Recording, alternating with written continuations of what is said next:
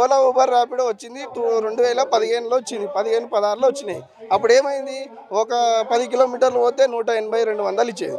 ఇప్పుడు ఏం చేస్తుండు వాడు, 8 కిలోమీటర్లు పోతే 100 రూపాయలు ఇస్తుంది. ఓసారి 100 రూపాయలు ఇస్తాడు, ఓసారి 80 రూపాయలు ఇస్తాడు. అప్పుడు బండి రేట్ ఎంత తెలుసా, నీకు 2014లో బండి కొనుక్కుంటే 2,50,000 బండి, గ్యాస్ వచ్చేసి 30-35 రూపాయలు లీటరు. ఇప్పుడు రేట్ ఎంత ఉందన్న, గ్యాస్ వచ్చేసి 54 రూపాయలు లీటర్ ఉంది, బండి రేట్ వచ్చేసి 5 లక్షలు ఉంది. అప్పుడు రేట్ కార్డ్ ఏడుంది, ఇప్పుడు రేట్ కార్డ్ ఏడుందన్న చెప్పండి మీరే. అప్పుడేమో బండి రేటు 2,50,000, 10 కిలోమీటర్లు పోతే 180 రూపాయలు. ఇప్పుడు 10 కిలోమీటర్లు పోతే 120 రూపాయలు, బండి రేట్ ఏమో 5 లక్షలు. ఇదే లెక్కన. అదే మేము అడిగేది గవర్నమెంట్కి ఏంటంటే, ఒకటి మాకేమన్నా సాయం చేయండి. మాకు ఎలాంటి నువ్వు 12,000 కాదు, 15,000, 20,000 కాదు, ఒక్క రూపాయి మాకు ఇవ్వాల్సిన అవసరం లేదు. ఏంటంటే మేము కష్టపడుతున్నాం, మా కష్టానికి మేము కొట్లాడుతున్నాం, రూల్ ప్రకారం బండి నడుపుతున్నాం. ఆ రూల్ మాకు ఇవ్వండి, మా రూల్ మాకు ఇవ్వండి, డిస్టిక్ వాళ్ళని పంపించండి, ఓలా ఊబర్కి రేట్లు పెంచమని చెప్పండి. ఒకటి ఏంటంటే మీటర్ కూడా మాకు 2014లో పెరిగింది, 20 రూపాయలు అయింది.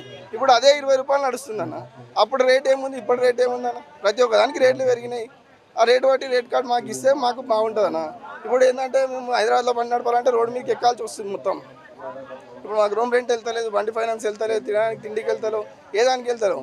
డిస్టిక్ వాళ్ళ ప్రాబ్లం ఏంటంటే, ఇప్పుడు ఒక బండి ఉంటేనేమో, ఒక బండి ఉందనుకో అన్న, డిమాండ్ ఉంటుంది. ఏముంటుంది, ఓలా ఊబర్ ర్యాపిడో కానీ ఒక బండి ఉందంటే 200 ఇస్తాడు. 10 బండ్లు అయినప్పుడు ఏం చేస్తాడు, దాన్ని 100 రూపాయలకు దించేస్తాడు. అది మా ప్రాబ్లం. ఇప్పుడు డిస్టిక్ వాళ్ళకి ఏంది, వాళ్ళు ఎక్కడి నుంచో వస్తున్నారు, వాళ్ళకి ఏంది 100 రూపాయలు వస్తున్నాయా చాలు ఉరుకుతామంటారు అంతే. కానీ ఆ 100 రూపాయలకు పోతే ఏం మిగులుతుందని వాళ్ళకి తెలియదు కదన్నా. అది ప్రాబ్లం. అది అంతే మేము కొట్లాడేది గదే నా గవర్నమెంట్ నుంచి అంతే.